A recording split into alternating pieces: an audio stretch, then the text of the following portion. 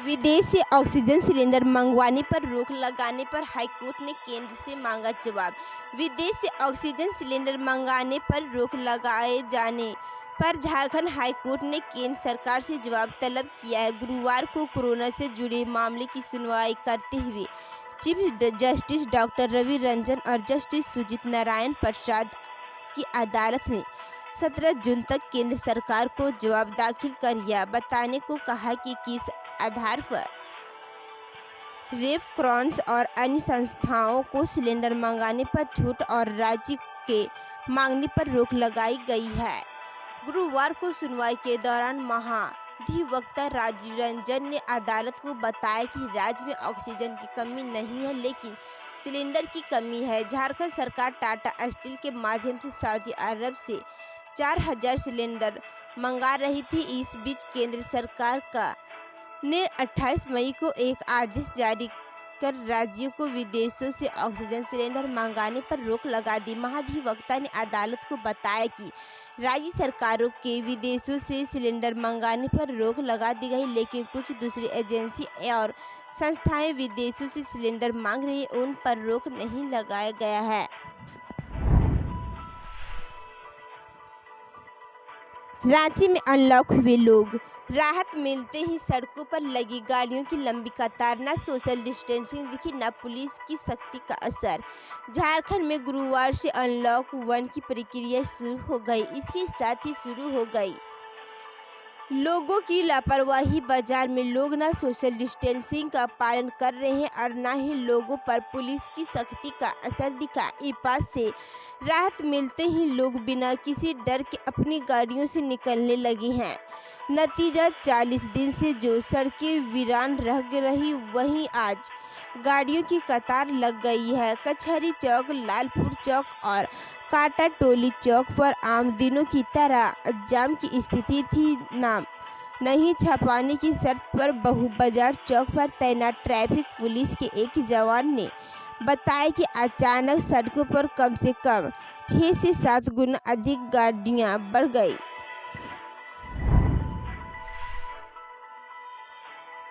उग्रवादियों ने मनातू वीडियो से मांगी रंगदारी। 6 बार वीडियो को मोबाइल पर किया फोन। संगठन चलाने के लिए की पैसे की डिमांड।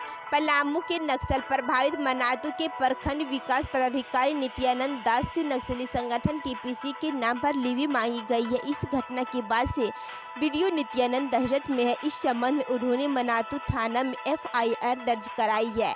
वीडियो को बुधवार की सुबह 10:14 में फोन आया।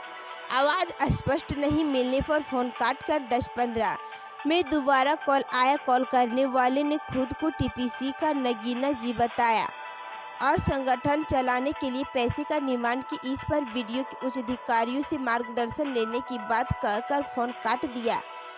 शाम में थाना में प्राथमिकी दर्ज करा। इसके बाद गुरुवार को 4 बार वीडियो के फ़ोन पर उसी नंबर से फ़ोन आया। दोपहर 12:12 में से 12:14, 12:16 बजे और 12:17 बजे फ़ोन आया। इस दौरान करीब 2 मिनट वीडियो की बात फ़ोन करने वाले से ही फ़ोन करने वाले ने कहा, कल बात हुई थी, पैसा कब दोगे? पूरे मामले में एक बार तो यह भी है कि टीपीसी के नाम पर फ़ोन करने वाले ने वीडियो को लीवी की राशि नहीं बताई। फ़ोन कर यही कहता रहा कि संगठन चलाने के लिए खर्चा चाहिए।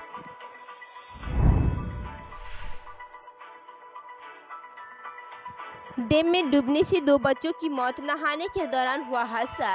3 बच्चों ने तैरकर बचाई जान। आम तोड़ने की बात का निकले थे घर से। सदर थाना क्षेत्र के कतरी डैम में गुरुवार को 2 बच्चों की डूबने से मौत हो गई, जबकि उनके साथ डैम में नहा रहे 3 बच्चे तैरकर बाहर निकल आए। 5 बच्चे घर से आम तोड़ने की बात कह डैम की ओर निकल गए थे, लेकिन 5 आम तोड़ने नहीं जाकर तेज गर्मी से राहत पाने के लिए डैम में नहाने के लिए उतर गए और यह हादसा हुआ। मृतकों में साबिर खान का बेटा समद खान और नौलेज खान के पुत्र सफेल खान शामिल थे। दोनों बच्चों के पिता हैदराबाद में चालक का नौकरी करते थे। नहाने के दौरान बच्चे गहरे पानी की ओर पहुंच गए। इसके बाद देखते ही देखते पांचों बच्चे डूबने लगे। इसी दौरान 3 बच्चे किसी तरह वहां से तैरकर बाहर निकल आए।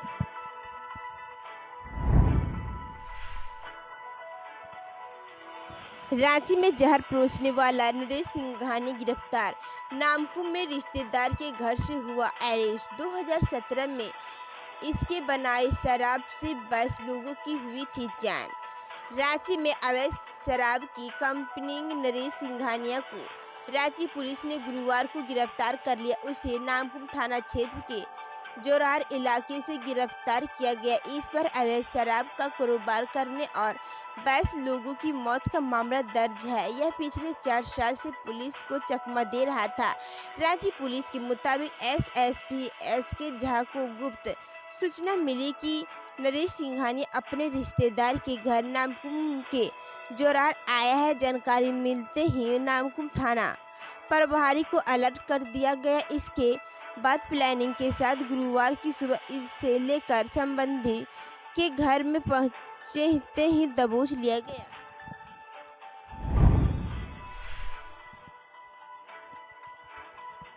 झारखंड के 80% गांव कोरोना से सुरक्षित। राज्य के ग्रामीण क्षेत्रों की पॉजिटिविटी रेट मात्र 0.52%। 42 लाख घरों के 1.55 लाख लोगों की रेट जांच में मात्र 866 लोग संक्रमित मिले। पूर्वी सिंहभूम में स्थिति खराब। झारखंड के गांव कोरोना की दूसरी लहर में भी सुरक्षित है। स्वास्थ्य विभाग की ओर से जारी गहन स्वास्थ्य जांच की रिपोर्ट के मुताबिक गुरुवार तक ग्रामीण क्षेत्रों की पॉजिटिविटी मात्र 0.52% है। मात्र पूर्वी सिंहभूम एक ऐसा जिला जहां ग्रामीण क्षेत्रों में संक्रमण होने वाले ग्रामीणों की संख्या सबसे अधिक 146 है, जबकि 8 जिलों में संक्रमितों की संख्या इकाई के अंक में नहीं है। 15 जिलों में यह संख्या दहाई के अंक में सिमट गया है। राज्य में पिछले चल रहे गहन अभियान जांच के तहत 8 दिन में 42,98,993 परिवारों का सर्वे किया गया। इनमें 2,13,54,053 लोगों का सर्वे हुआ। लक्षण और स्वास्थ्य विभाग की ओर से जारी दिशा निर्देश के मुताबिक 1,55,426 लोगों का रैपिड एंटीजन टेस्ट किया गया। इनमें मात्र 811 संक्रमित पाए गए। इनमें अकेले 146 मरीज पूर्वी सिंहभूम में मिले हैं। जेल में बंद कुख्यात नक्सली प्रशांत सहित 11 पर चलेगा देशद्रोह का केस। जाने इसकी वजह। जेल में बंद भाकपा माओवादी के कुख्यात नक्सली प्रशांत मांझी समेत 11 नक्सलियों के खिलाफ देशद्रोह का मुकदमा चलाया जाएगा।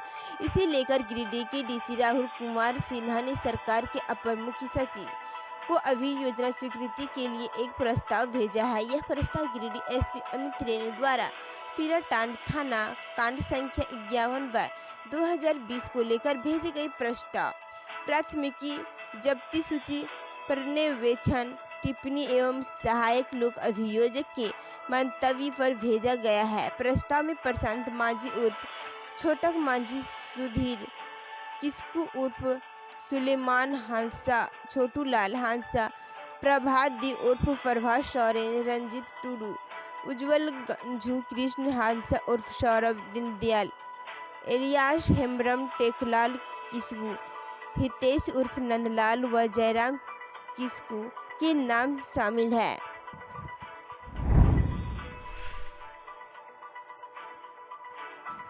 झारखंड के जिला अस्पतालों में खुलेगा post Covid care wing.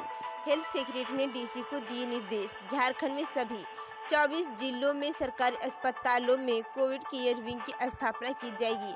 Health department के अपर मुख्य सचिव अरुण कुमार सिंह ने राज्य के सभी डीसी को इस संबंध में निर्देश जारी किए हैं।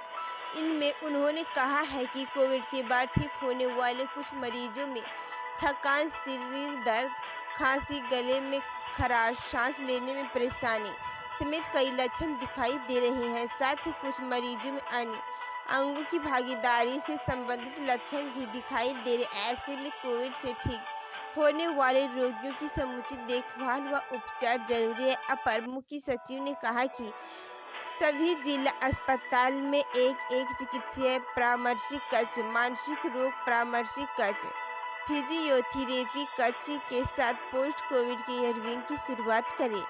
यह विंग हर रोज 10 से 12:30 बजे तक संचालित किया जाएगा। इसके लिए जिले में उपलब्ध संबंधित कर्मी को प्रतिनियुक्त किया या अल्प अवधि के लिए संविदा पर कर्मी को नियुक्त किया जाएगा। इसके लिए एक नोडल चिकित्सा पदाधिकारी की नियुक्ति का भी निर्देश दिया गया है।